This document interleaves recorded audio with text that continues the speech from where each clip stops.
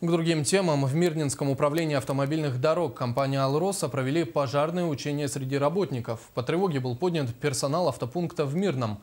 Цель – научиться использовать теоретические знания о правилах поведения при пожаре на практике. Руслан Фаткулин продолжит.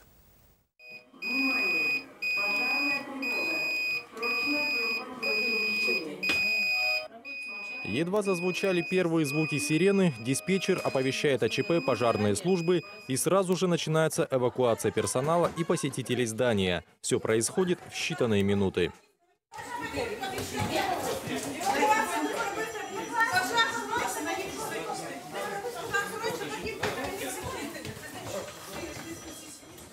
Главная задача – не допустить паники и эвакуировать пострадавших. По легенде учений, один из работников получил травму ноги. Ему на месте была оказана первая помощь.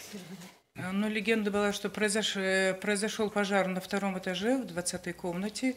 Значит, загорелась постельная принадлежность после ухода отдыхающих.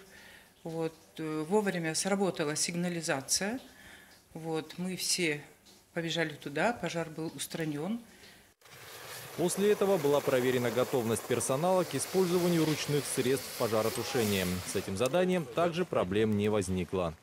С точки зрения пожаротушения здание автопункта является сложным объектом. Во-первых, постройка в деревянном исполнении, а во-вторых, здесь предполагается массовое скопление людей. Поэтому скорейшая эвакуация персонала, а также ликвидация возгорания является первостепенной задачей. В итоге персонал сработал четко. Это говорит о том, что в случае ЧП сотрудники готовы сделать все возможное, чтобы не допустить жертв и сохранить свою жизнь.